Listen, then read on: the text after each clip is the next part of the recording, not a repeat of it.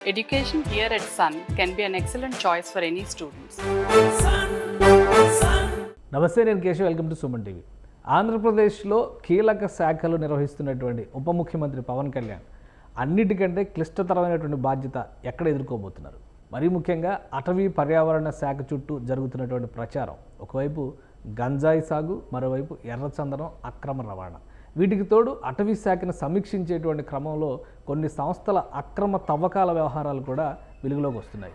నిజానికి అటవీ శాఖలో ఏం జరుగుతోంది, పవన్ కళ్యాణ్కి ఎదురున్నటువంటి సవాళ్ళేంటి? ఈ అంశాలను విశ్లేషించేటువంటి ప్రయత్నం చేద్దాం. మనతో పాటు అనలిస్ట్ చందు శ్రీనివాస్ గారు ఉన్నారు. శ్రీనివాస్ గారు నమస్కారం. నమస్కారం అండి.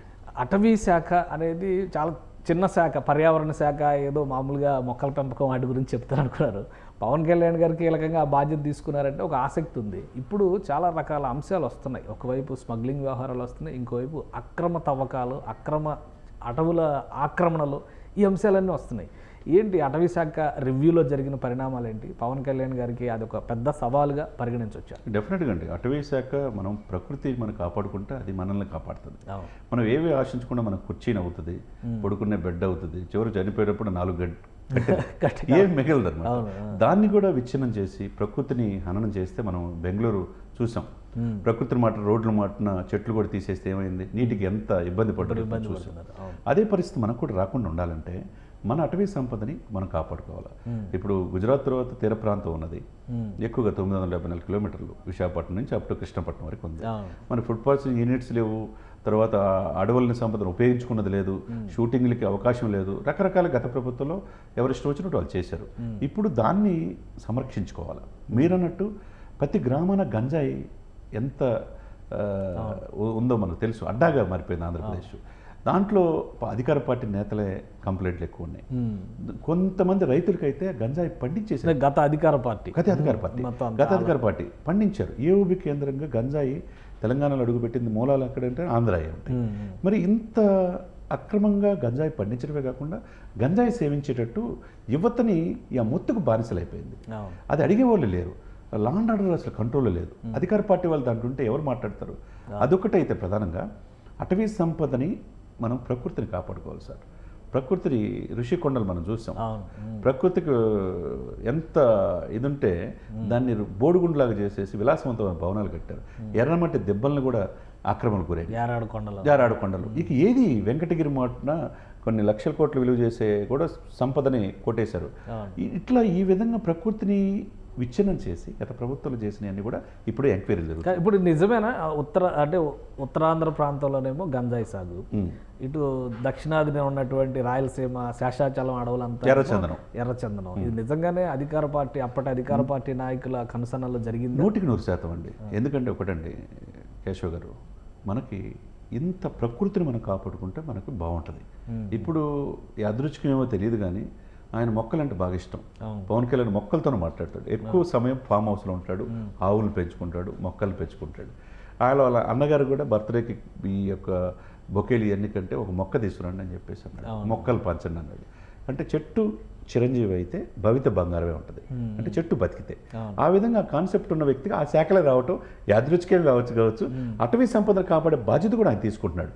ఇప్పుడు ఎక్కడో కర్నూలులో గ్రీన్ కోస్ట్ సమస్యలు గత ప్రభుత్వం ఇచ్చే పర్మిషన్స్ను ఉల్లంఘించి అటవీ సంపదని ఆక్రమించుకుందని కంప్లైంట్లు వస్తే అక్కడ డిఓఫోల్ని ఫారెస్ట్ ఆఫీసర్ని పిలిపించి ఇక్కడ రివ్యూ చేశాడు. రివ్యూ చేసేసి దాని మీద నివేదిక కోరుకున్నాడు. అంటే ఎవరైనా దీని వెనక ఎంత పెద్దలున్నా అటవీ సంపదను కొల్లగొడితే కుదరదు అనమాట.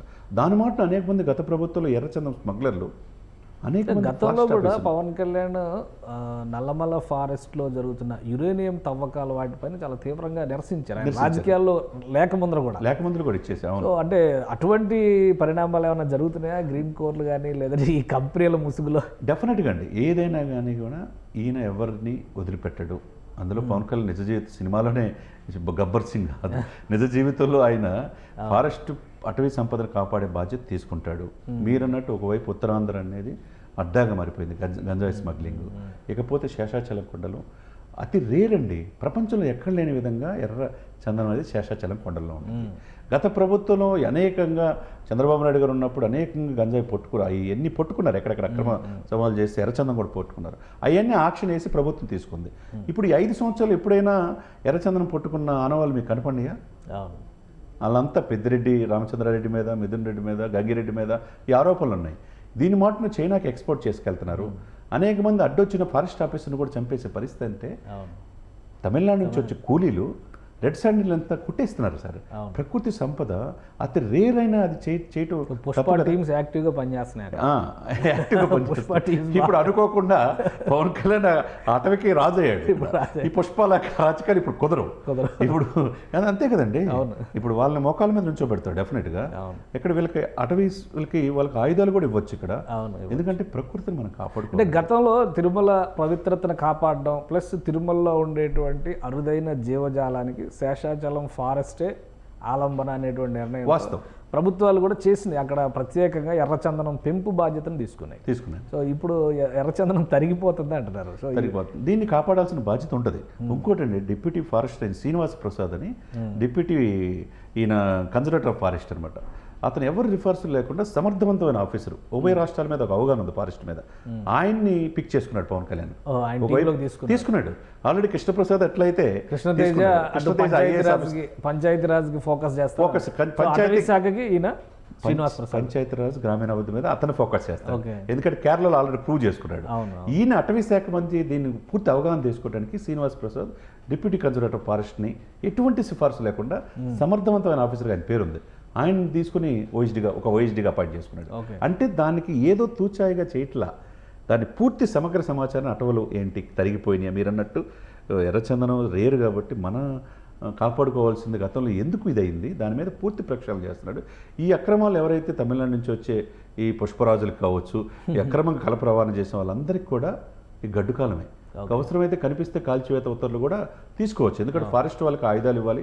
దీని మాటన సమర్థవంతమైన ఐఎఫ్ఎస్ ఆఫీసర్ని, డిప్యూటీ ఫారెస్ట్ రేంజర్ని కూడా ఈ యొక్క స్మగ్లర్స్ చంపేశారు సార్, హత్యలు చేశారు.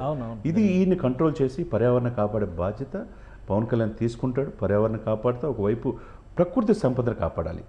ఎవరైతే దీనికి పాటుపడేవాళ్ళు, దీని వెనక ఎవరున్నా కానీ బయటకు రావాల్సిందే. ఒకవేళ ఇరిగేషన్స్ ఉన్నాయి వాళ్ళకి ఆరోపిస్తే వాళ్ళు ఎంక్వైరీ చేసేసి దీని వెనక ఎవరున్నారు, గంగిరెడ్లు ఉన్నారా, ఇంకా పెద్ద స్థలాలు ఉన్నారా అనేది మొత్తం బయటకు రావాల్సిందే. అందులో rule is rule for all. చట్టాన్ని అతిక్రమించి ఎవరు చేసినా ఈరోజు వాళ్ళు బాగుండొచ్చు, కానీ రేపేంటి పరిస్థితి?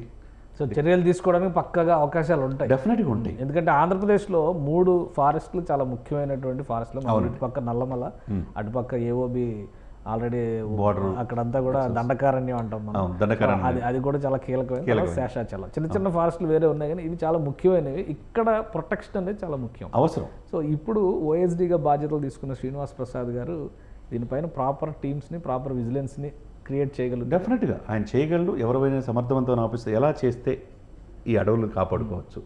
5 సంవత్సరాలు ఎందుకు అడవులు కుచించుకుపోయినాయి?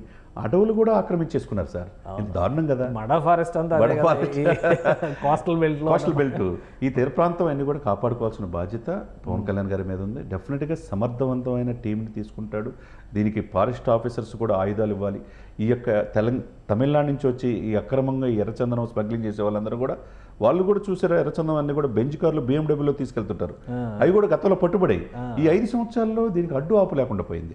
ఒకవైపు గంజా సేద్యాన్ని సార్ యువత ఈరోజు చిరంజీవి గారు డ్రగ్స్ని ఎరాడికేట్ చేయండి అని ఒక వీడియో సందేశం ఇచ్చారు. అదేవిధంగా ఇక్కడ రేవంత్ రెడ్డి గారు కూడా డ్రగ్స్ మీద ఉక్కుపాదం మోపుతున్నారు. అదేవిధంగా యువత చెడు మార్గాల్లో పోకుండా ఈ గంజాయిని కూడా స్టాప్ చేయాలి సార్. ఎక్కడ చూసినా ఆంధ్రప్రదేశ్ మూలాలు ఉన్నాయి. గంజాయి విచ్చలవిడిగా సాగు చేస్తున్నారు దేశవ్యాప్తంగా. గంజాయి అడ్డా అవుతుంది. ఈ గంజాయిని కంట్రోల్ చేయాలా, ఆదర్శవంతంగా ఆంధ్రప్రదేశ్ని తీర్చిదిద్దాల్సిన బాధ్యత ఇటు చంద్రబాబు నాయుడు గారికి ఎంత ఉందో పవన్ కళ్యాణ్ గారు కూడా అంతే. అంటే ఏపీలో శీలావతి రకం అని చెప్పని స్పెషల్గా పండిస్తారంట గంజాయి. అందుకని ఏపీ దానికి ఫేమస్ అయిందా, లేదంటే మామూలుగానే సాగు చేయడం? మామూలుగానే ఎక్కడున్నా కానీ గంజాయి అంతా కూడా ఇక్కడ ఉంది. ఇప్పుడు మనం ప్రముఖ సినిమా యాక్టర్లు, యూట్యూబర్స్ కూడా గంజాయి సేవిస్తే హైదరాబాద్లో పట్టుబడుతున్నారు. పబ్లో డీజే సప్లై చేస్తే దొరికిపోతుంది. ఏదో సప్లై ఏదైనా కానీ సార్ ఈ గంజాయిని, ఈ డ్రగ్స్ని, ఈ యొక్క అరాచకవాదులకి అడ్డంగా మారిపోయి అనేక మంది సామాన్యులు నలిగిపోతున్నారు సార్. వ్యాపారాల కోసం, కొద్దిమంది పబ్బుల కోసం ఈ గంజాయి డ్రగ్స్ సేవిస్తా, సినిమాలు కూడా అంటిస్తా, ఈ రకంగా చేసే మొత్తం ఎరాడికేట్ చేయాల్సిన బాధ్యత ఉభయ రాష్ట్రాల ముఖ్యమంత్రికి ఉంటుంది. రైట్. సో అందులో పవన్ కళ్యాణ్ గారిది కీలక పాత్ర ఆ శాఖలు ఆయన దగ్గర ఉంది కాబట్టి ఈ యొక్క బార్డర్ నుంచి శేషాచలం కుండలు కావచ్చు, ఏఓబి కావచ్చు, లేకపోతే ఉత్తరాంధ్ర సంబంధించిన అడవులు, ఈ తీర ప్రాంతం గంజాయికి సేదంగా ఈ మన్యం ప్రాంతం, మారేడుమల్లి, చక్కగా ప్రకృతికి రమణీయమైన ప్రదేశాలు ఉన్నాయి సార్ కేరళలాగా. దీన్ని కాపాడుకోవాల్సిన బాధ్యత ఇక్కడ అటవీ శాఖ మంత్రిగా పవన్ కళ్యాణ్ మీద అందరికంటే ఎక్కువ ఉంది. డెఫినెట్గా 100% ఆయన సక్సెస్ సాధిస్తాడు. Right. Thank you Srinivas garu, మీ అభిప్రాయం తెలియజేసినందుకు. ఇది ఆంధ్రప్రదేశ్లో కీలకమైన అటవీ క్షేత్రాలుగా ఉన్నవన్నీ కూడా అరాచకాలకు కేంద్రంగా మారుతున్నాయి. దీనిపైన ప్రత్యేకంగా పవన్ కళ్యాణ్ ఆ శాఖ మంత్రిగా బాధ్యతలు స్వీకరించిన తర్వాత ఫోకస్ పెట్టారు. సమర్థులైనటువంటి అధికారులతో ప్రత్యేక టీములను కూడా ఏర్పాటు చేస్తున్నారు. సో వీటికి సంబంధించి ఎలాంటి లింకులు ఉన్నా కానీ, ముఖ్యంగా పై స్థాయిలో ఉన్నటువంటి వ్యక్తులు, గత ప్రభుత్వంలో కీలక పాత్ర పోషించినటువంటి వారికి సంబంధించినటువంటి లింక్స్ పైన కూడా ఫోకస్ పెడుతున్నారు. ఒకవేళ దాని నిజమైతే, ఈ ఆరోపణలు నిజమైతే కఠిన చర్యలు ఉండేటువంటి అవకాశం ఉంది. అలానే రాష్ట్రంలో డ్రగ్స్ సేవించడం అనేది ఫ్యాషన్ ఎట్టి పరిస్థితుల్లో కూడా కాదు. యువత పెడదారిన పడితే రాష్ట్రం దౌర్భాగ్యమైన స్థితిలోకి వెళ్ళేటువంటి పరిస్థితి ఉంటుంది. కాబట్టి వీటికి దూరంగా ఉండాలని సుమన్ టీవీ మనవి చేస్తుంది. ఇది special discussion. Keep watching. Suman టీవీలో మీ పర్సనల్ అండ్ బిజినెస్ ప్రమోషన్స్ కోసం కింది నెంబర్కి కాంటాక్ట్ చేయండి.